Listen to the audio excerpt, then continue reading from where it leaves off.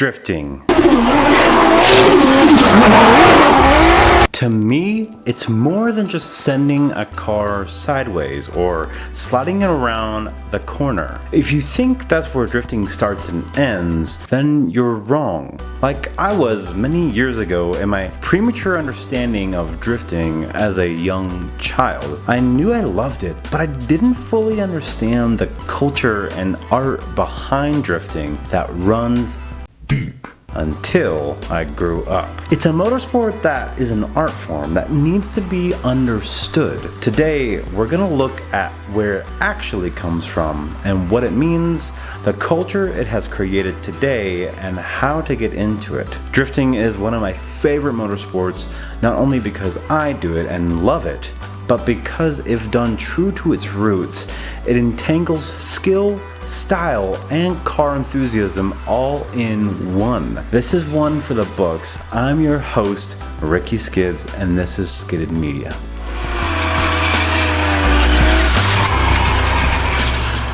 A long time ago, far away in the twisty, foggy Mount Haruna roads in Japan, the sounds of screeching tires echoed as an AE86 Corolla, driven by the legendary drift king Keiichi Tsuchiya, made history. The man who mastered street drifting and brought it to the world. The man who created an art form loved by millions. He was the spark that lit a fire in all of us. There on the Jomo Sanzan Panorama Highway, he manipulated a car unlike anything the world had seen before. With his skillfully thought out decisions of when to apply throttle, brakes, clutch, and the handbrake, he created what we know today as drifting. Keiichi Tsuchiya was the inspiration for the initial D series we all adore. Now, where did the king of drift get his inspiration? How did he create such an art form?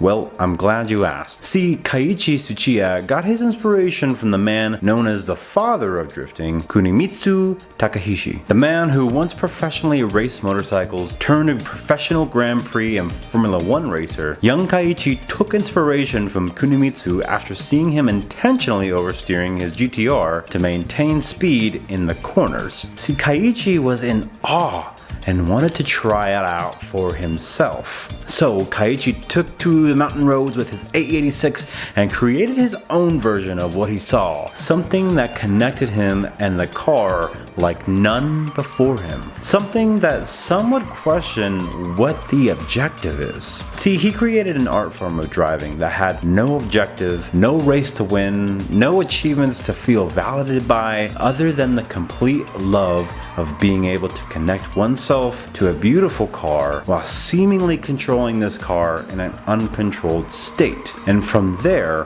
the fire of drifting roared. This eventually led to stylized show-worthy cars with drivers exaggerating oversteer on purpose through mountain roads, risking it all for the few moments of complete flow state and connection to their car.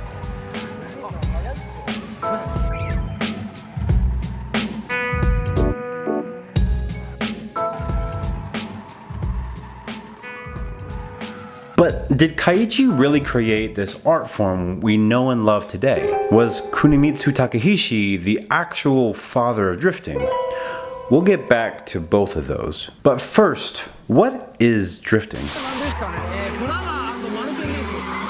In a technical sense, drifting is a dynamic driving technique where the driver intentionally induces oversteer, leading to a controlled loss of traction while skillfully maneuvering the car through an entire corner, turn, or succession of turns, like seen on mountain roads or a track. The essence of drifting lies in the deliberate manipulation of the rear slip angle, which exceeds the front slip angle to the extent that the front wheels often point in the opposite direction to the turn, known as opposite lock or counter steering. Initiating a drift is traditionally performed using three methods: clutch kicking, flicking, or using the handbrake. Clutch kicking refers to the rapid disengaging and re-engaging to the clutch to raise the RPMs momentarily to upset the grip of the rear wheels. Flicking, or better known as the Scandinavian flick, is basically an abrupt weight transfer to strategically shift the car's weight during or before the turn, intentionally intentionally losing stability and getting the drift going. Oftentimes you'll be using the clutch kick and the flick combined. Using the handbrake to initiate a drift is as basic as employing the handbrake at a very specific moment to induce a controlled slide. All three take precise timing and a quick reaction to know when to use them. A couple things to know is that when you are initiating with the handbrake, it slows you down into the drift, but can be more predictable and repeatable for initiating. Whereas flicking and clutch kicking speeds you up and takes more careful timing and line choice to pull off hitting the drift correctly. It's important to note that the drifting that we know today differs from the classic four-wheel drift seen in Grand Prix and sports car racing that Keiichi witnessed Kunimitsu doing in his GTR. The difference is that the extreme two-wheel drift that Keiichi formed emphasizes intentional, exaggerated oversteer paired with extreme angle and controlled sliding, which oftentimes is actually the slower way of going around a corner, making it a truly distinctive and captivating driving art form that is much different from the four-wheel drift that Kunimitsu used to maintain speed. Which begs the question, was Kunimitsu Takahashi the actual father of drifting? Well, when it comes to the four-wheel drift, some beg to differ. As full drifting was a popular move in Grand Prix before Kunimitsu got into racing. Enzo Ferrari credits the Italian driver Tazio Nuvolari as the creator of the four-wheel drift. Now, like we discussed before, the four-wheel drift is not the same as the high-angled initiated drift we all know. Again, the four-wheel drift is used by applying the throttle while in the turn to slightly get the rear end of the car out so as to maintain speed without slowing down in the turn. Now, is Tazio the actual creator of the four-wheel drift? Who knows? Some guy in a horse and buggy may have been the creator long before cars were around. What we do know is that Kunimitsu was intentionally four-wheel drifting in his races, oversteering his car more than we had ever seen before in professional racing. And that was the inspiration for Keiichi to light the fire for the high-angled two-wheel drift we know today. So, where does the culture of drifting stand today? In the legacy that Kunimitsu and Keiichi created. Today we see function and form.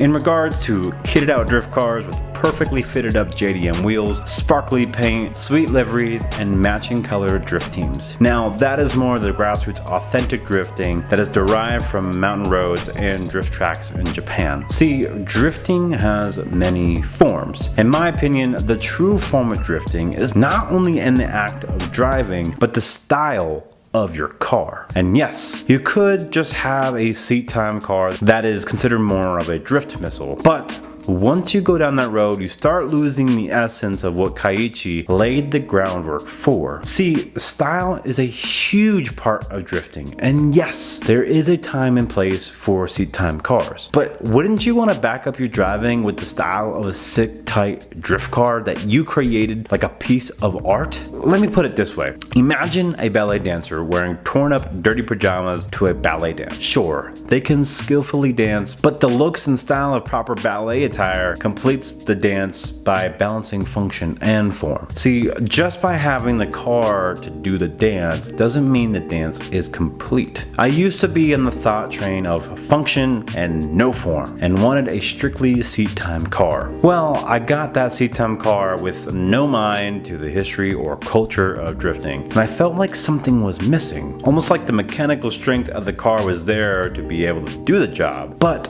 there was no soul to it. And there was no soul to it because I didn't care about the style or culture. I didn't have any pride in my car. I didn't do anything to get my car out of those dirty, torn up pajamas. I then sold that car for one that has the potential for ultimate function and form.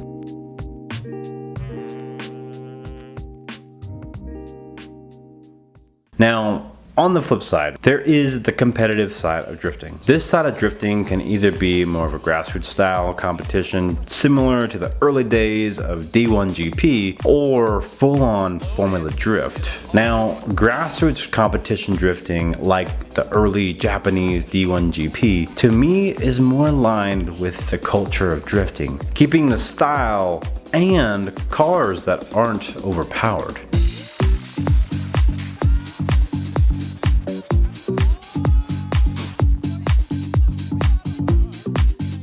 But I do understand that things naturally evolve, and humans love their ego so much that they need to make everything into an extreme competition. And so, over time, competition drifting has evolved to Formula Drift's 1,000 plus horsepower cars and an insanely strict rulebook that most of the Formula Drift drivers agree is too strict. Now, yes, Formula Drift is, of course, impressive. Seeing cars tandem at insane speeds, oftentimes reaching speeds of 100 miles an hour, but a lot of people agree, and me included, that some of these Formula Drift cars and drivers have lost sight of what drifting is. In fact, a lot of early Formula Drift drivers have left the series because they too felt that Formula Drift lost its way of what authentic grassroots drifting is. To me, some of these Formula Drift cars are basically just drift missiles with advertisements on them, with people who are obsessed with competition rather than the art form. Not to say I wouldn't kill to be driving in Formula D and getting paid to do it, but what I would do is try and bring back some of the authenticity similar to what Forrest Wang or Adam LZ did with their S15s in the Formula D series. See, they kept the style of grassroots drifting in their cars, all while being able to adapt to the intensity of Formula Drift's competition. Even when the style of their cars made it harder to be competitive, to them, it was worth it. They didn't want to lose the love of drifting that they found, which ultimately was the true form and essence of drifting.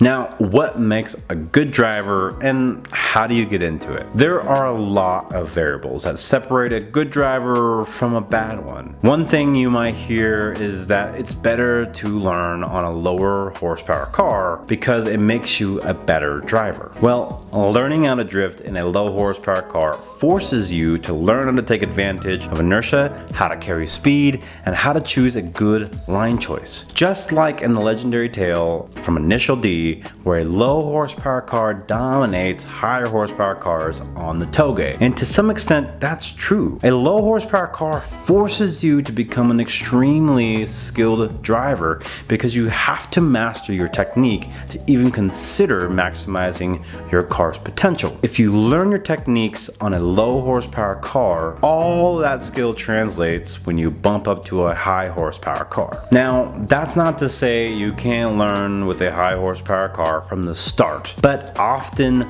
the power can mask poor technique. With high horsepower, you have the option to power out of bad line choices or compensate for the lack of inertia with extra power. Again, that's not necessarily a bad thing, but you might miss out on the hidden skills that a lower horsepower car can teach you. So, how do you get into drifting? Well, just know it's not the easiest thing to get into. You'll need the right car, a space to store it and work on it, tools and the mechanical skills to modify it and maintain it, as well as the time and money to not only buy and build the car, but to also learn and afford to drift. This means purchasing tires, spare drift wheels, paying track fees, covering repairs, and possibly investing in a truck and trailer if your drift car becomes too modified to be streetable. But if you're truly passionate about it, anything is possible.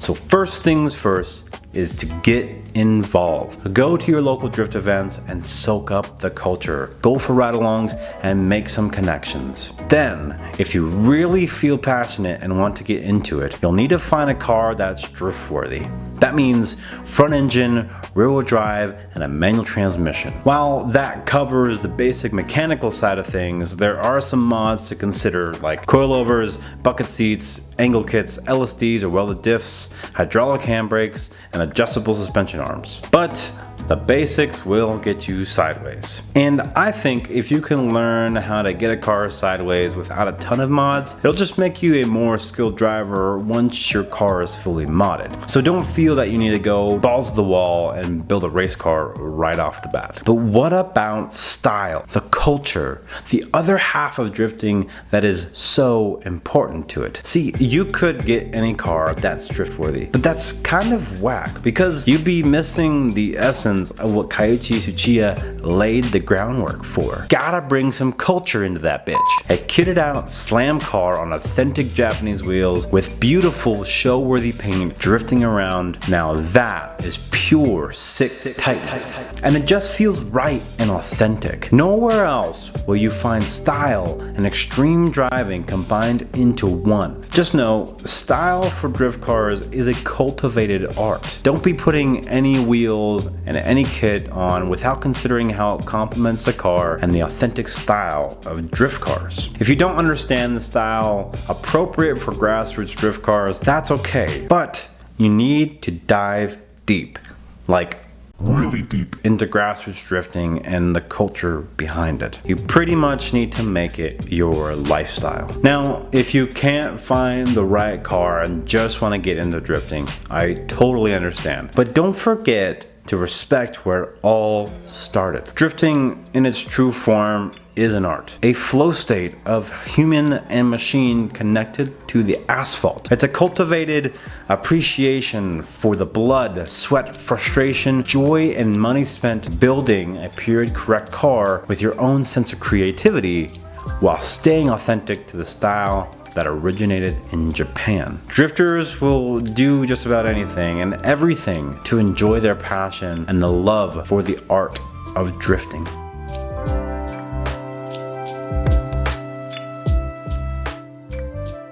Drifting is a true love and passion for me. I don't do it for achievements. I'm not trying to be the best.